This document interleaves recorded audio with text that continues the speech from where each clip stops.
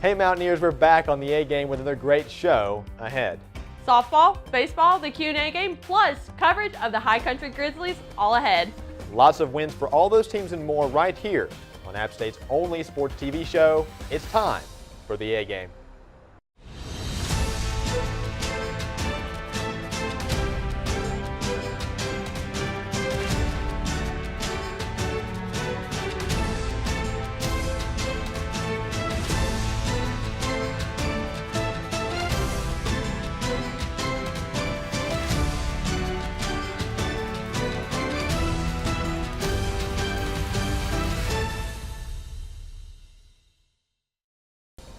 Hey everyone, thanks for joining us on this week's episode of the A Game. We have a packed show today, so let's get started. The softball team traveled to South Alabama over the weekend for a 3-game series.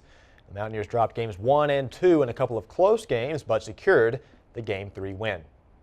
A walk-off in the 7th won Game 1 for the Jaguars, and Game 2 was decided on a couple of hits that the South Alabama offense had over the black and gold. Despite the loss, the Mountaineers have had a strong defensive performance, having 0 errors and only 1 in the last 4 games. Kenzie Longenecker and the Apps defense held the Jaguars to 6 scoreless innings in Game 1, and then it was in Game 2 where the black and gold were the first to score after back-to-back singles from Megan Walker, then Avery Wheatley, and finally by Carrie White. The South Alabama scored 2 runs in the 3rd and then 3 more in the bottom of the 6th inning to secure that victory. But then finally in Game 3, it was a 2-0 shutout for the Mountaineers, where Longenecker earned her 6th win of the season. Multiple Mountaineers had key hits in the 4th, the 5th innings as well, to push the Mountaineers to the victory. And while the softball team was on the road, so was the baseball team, and they saw success over the weekend as they got their first Sun Belt victory. That's right, Braxton. The baseball team did travel to UL Monroe over the weekend for that 3-game series, and the Mountaineers got that first Sun Belt win, defeating the Warhawks 4-1 on Friday and 4-1 in Game 2 of the doubleheader on Saturday. Colin Schmid proved once again why he's the Friday guy, going 7 2/3 innings, only giving up 5 hits and 1 unearned run. Luke Watts recorded another save for the season after straining 3 runners on base in the bottom of the 9th. C.J. Brown hit his 4th and team-leading home run, giving App the lead in the 3rd inning. A single from Bo Myers and Alex LaShock scored Kendall McGowan in the 5th. Joel McDaniel secured the win for the Mountaineers after a 2-run homer in the 9th. The Mountaineers dropped Game 2 5-0 after the Warhawks had a strong showing from the plate. Game 3 for the Mountaineers secured the series win after freshman pitcher Will Sprinkle got his first start, going 5 2/3 innings. App earned the first run after a sac fly from Riley Smith to score Bailey Welch. Smith and Connor Leonard both homered in the 6th to push the Mountaineers ahead, and later Welch scored again for the final run of the game. But before the series win at UL Monroe, the baseball team played Western Carolina at home Wednesday, defeating the Catamounts 4-2. Caleb Ullman earned his 2nd win of the year after 2 clutch strikeouts in the 8th and Luke Watts getting the save. All 5 pitchers for the day totaled 13 Ks and only allowed 7 hits. And Bailey Welch went with a 2-run home run to tie up the game in the bottom of the 6th inning, and then Bo Myers hit a home run in the 8th to break the tie, and Connor Leonard had an insurance run when he scored Drew Beck from 3rd on a 2-out RBI to give the Mountaineers that extra run. A-game reporter Brittany Zavatsky spoke with head coach Kerman Smith and players after the game and has more from Beaver Field. Coming off a 1-run loss on Tuesday, the Mountaineers returned home to face longtime rival Western Carolina and won 4-2.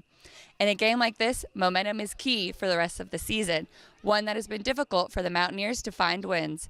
Head coach Kermit Smith and Bailey Welch talked about what this might mean for the team going forward. Good team, well-coached team, and then, I think we'll come out and do what we've done all year, which is play hard. So, it's 3 games that, I feel good about. I think our guys are excited about getting on the road and getting down there. I think it's going to be good for us to, get a win, hard-fought win, and then use that momentum this weekend. So I think it should help us a lot. The Mountaineers will return home Wednesday, the 25th, to face Gardner-Webb after playing UNC Asheville on the road. They'll look to build on their 0-error performance for the rest of the year. Reporting for the A-Game, I'm Brittany Zavatsky.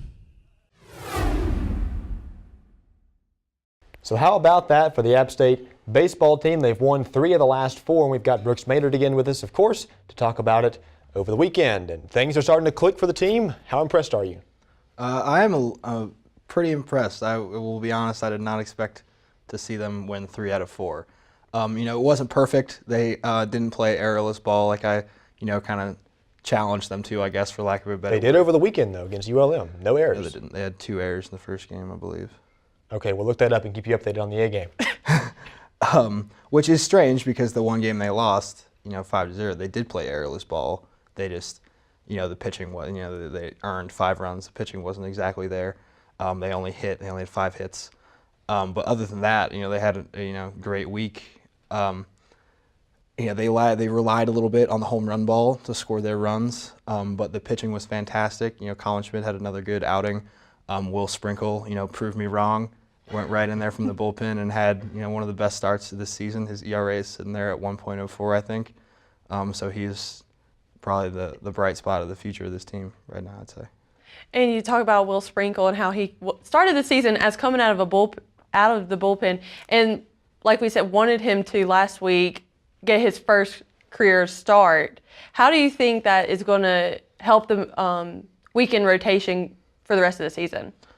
Pitching has been real up and down for them this season, and I think having 2 starters, the other one being Schmid, to be able to rely on, we're going in, Schmid's pitching today, Sprinkle's pitching today, we're good. We can rely on them to go 6, 7 strong innings. As long as we can put 2 or 3 runs on the board, we're going to be okay. That's the key. Is part of their problem this season is they're allowing 8 and 9 runs a game. Yeah. So when you take that down to 1 and 2, it's a lot easier to win ball games. So young team relatively. How do they go 3 and 4 in their last, or they go 3-0-4 winning? How do they stay mentally strong and say, hey, we've got to figure it out, now we can kind of relax? How do they not do that and continue to win games? I don't think they relax because even with the 3 out of 4, they're, I believe, 3 of 15 in conference this season. Yeah. 11 and 20-something, 28, I think, overall. So I don't think even with 3 or 4, they suddenly feel like, oh, we've got it figured out. Yeah. I think they're starting to get comfortable. They're at that point in the season where it's not new to them anymore. But no, I don't think when they're best case scenario, they can go 500 in conference this season. I don't think when you're at that point already in April that you can really relax. I mean, even if they won the last 10, you still look at that below 500 record and you think, well. But you don't think they get that mentality as a young team? They don't get that? I think you spend enough weeks hearing the same things from your veteran teammates and from your coaches. We have to play better, we have to play better. And I don't think, I could be wrong, but I don't think you suddenly feel like you have it figured out, even with, 3 wins. So. But even with the series win against ULM and the win against Western, how do you think that's going to transition going into this week of games against Asheville and Gardner-Webb down at Charlotte and their weekend series? I think they've got a lot of confidence in their non-conference schedule right now. They've been winning their non-conference games for the most part this season, the most recent one being that Western win this week. UNCEA and Gardner-Webb aren't going to be their strongest competitors, and I think this past week is a big confidence builder for them. So yeah, I expect, especially if the pitching comes back, for those 2 games to be wins for them. So you look at the box score from the weekend against ULM and you kind of think, oh wow, the middle of the order really got things going. But if you really look at it detailed, really the whole lineup got to start hitting the ball as a unit. And I think that's what propelled them to those wins. Keep that going? Multiple home runs, multiple RBIs in every game. Connor Leonard really had a good week. He had 1, maybe 2 home runs. I know he had a double. Yep. There were a couple of other home runs. Like I said, they relied on the home run ball. That's what, especially in this weather, if they can hit the ball that far in this weather, when they go down to Charlotte to play Gardner-Webb and when they go down to play some of these teams down south, they're not going to have too much trouble in these warm weather states. Yep.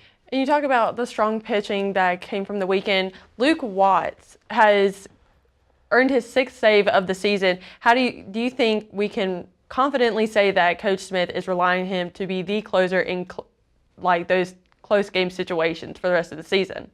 Yeah, I think so. He hasn't had too many opportunities for saves. Most when they are winning, they're winning mainly close games. Yeah. But they've had so many large losses that he hasn't had too much opportunity. But when they are getting opportunities for saves, he is getting the bulk of the chances. And I don't think he has a blown save yet, maybe 1.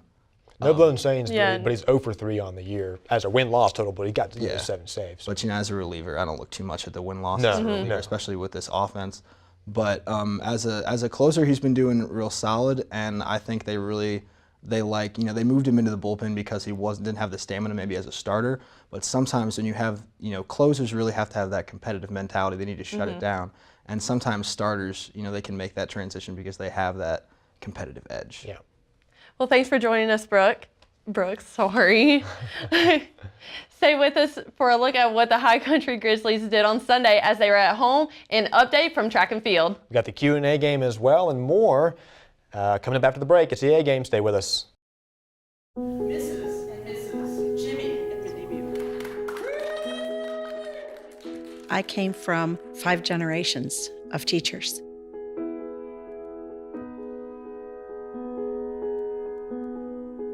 Losing my job was the bottom falling out of my world.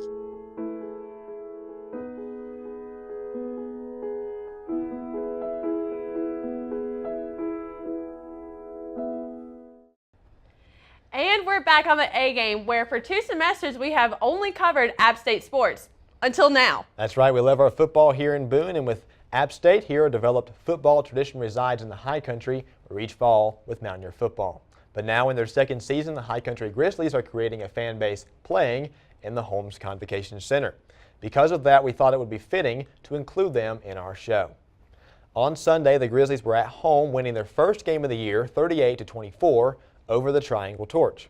The Grizzlies out-hustled the Torch up front and in the flat to win the game despite trailing the Triangle in many key stat categories. A Victor Leventritt field goal late in the first half gave the Grizzlies a 17-12 lead at the half, one that would grow to 24-12 when the Grizzlies quarterback Darren Daniel hit Scooby Bryant for a 20-yard touchdown in the third. Daniel threw for almost 190 yards, 3 touchdowns, and a pick, while Bryant caught that TD to go along with 96 yards receiving. So a big win for the Grizzlies, their first of the year, and they'll rest up with a bye this week before playing at home again Saturday, May the 5th. And while they do that, we get to answer one of life's underlying questions that we are often scared to ask.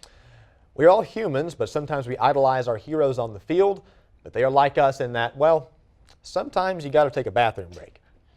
So when that happens in the middle of the game, what do you do? Brittany Zabaski and Susanna Cornegie asked students their thoughts on this and more for this week's episode of the Q&A game.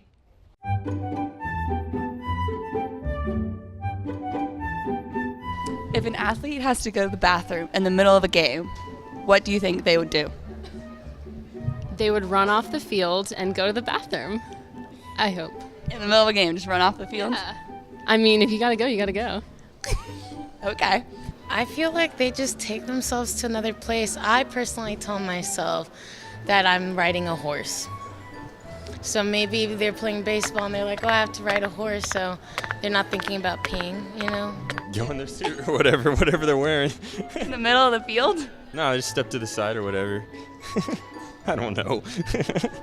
I think they either hold it or just run off to the locker room and go. What if they're like on the field? You gotta hold it. Hold it and hope you don't get hit hard. I think baseball players probably hop the fence, get up in the woods. I guess you gotta sweat more to just get it out of your system, because I don't think you can really take a pause until maybe halftime. And who do you think has it worse, a baseball catcher or a hockey goalie? Hockey goalie for sure. I think a hockey goalie would. Why? They have like multiple shots a day, and they're skating around pretty fast. I mean, ice is slippery, so I'd say hockey. Hockey goalie. I'm from a hockey background. Those pucks coming at you at 90 plus isn't fun. Baseball catchers. Why? Because they're taking a beating the whole game. Hockey goalies they have very few action. There's not a lot of action that goes on. In a stadium food eating contest, what do you think you could win at? Cotton candy, popcorn, or nachos? Cotton candy. Why?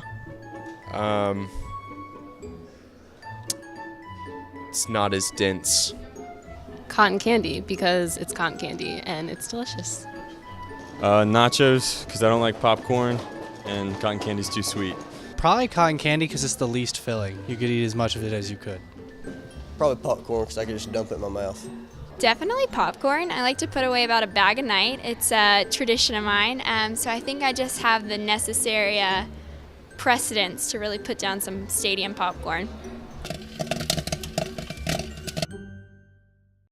We'd like to give a huge shout out to Emily Seibel, who has edited the Q&A game both semesters and has done an outstanding job making us laugh.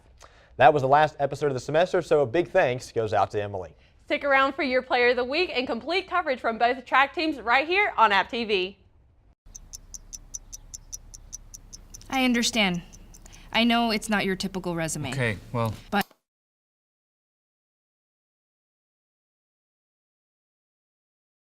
candidate. But I've been working double shifts just to pay for books. I've been raising my 2 little brothers.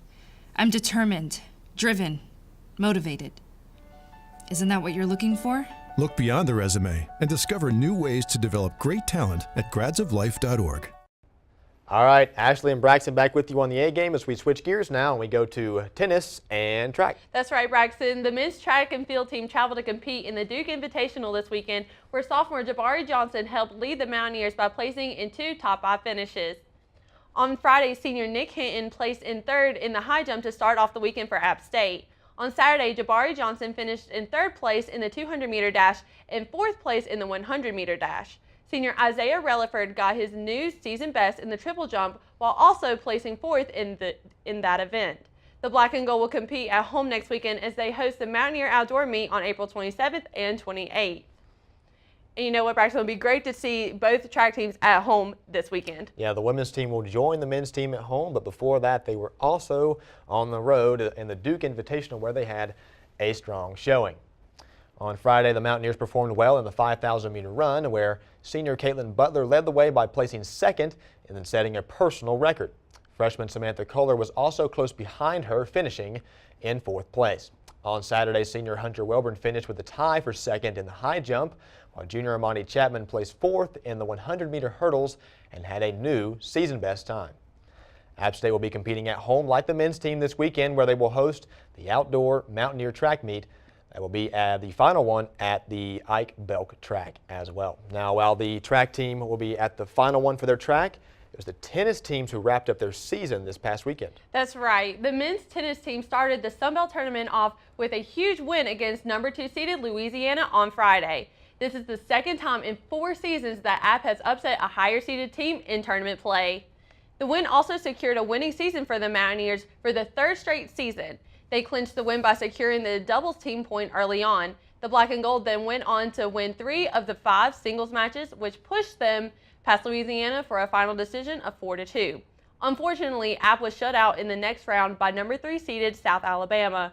On Saturday, the Mountaineers lost a tough battle of 4-0 to the Jaguars. They were unable to claim the doubles team point and then went on to drop the first 3 singles matches. The women's tennis team also had an identical start to their tournament as well. And we've seen lots of success this past week for softball, baseball, track, tennis. Lots of success here on campus and away from campus as well for the Mountaineer teams. So the women's tennis team, they started off their Sun Belt play like the men's team, dominating number 10 seed Texas State on Thursday. This is their first ever Sun Belt tournament win. The Mountaineers started off by taking the doubles team point from the Bobcats early on. The Black and Gold then went on to win 3 out of 4 singles matches. After the match on Thursday, junior Heidi Swope talked about the team's strategy heading into that first round. Coming into today, we've really just talked about, fighting for every single point, whether that means, playing your A game, your B game, even your C game. So kind of just knowing that we were all going to go out there and give it everything that we had and just provide all the energy that we possibly could, just to kind of drown out the other team with energy, even if nothing else was working. Unfortunately, the Mountaineers suffered the same fate as the men's team when they lost a close matchup against Georgia State in the next round. The Mountaineers started off strong by claiming the doubles point and the first singles match point. They went on to drop 4 of 6 singles matches, bringing the final decision 4-3. As we mentioned early in the show, freshman Will Sprinkle got his first career start as a Mountaineer and also got the win, making him our A-Game Player of the Week. Sprinkle now has an ERA of 1.09 for the season and tossed 16 scoreless innings from relief, pitching as a reliever and as a starter. He came to App State because he believes the coaching staff will push him to become a better all-around player. Congrats to Will and the rest of the baseball team for the huge win over UL Monroe over the weekend. And we're looking forward to the games this week at home and in Charlotte. Thanks for joining us this week on the A Game. That's going to do it for Ashley and myself. We'll see you next time. Special thanks to Sam Moore, Candace Cooper, and the rest of our staff. Follow us on Facebook to hear from athletes and coaches, and on Twitter for updates throughout the week. Thanks for watching the A Game on AppTV. Have a great week.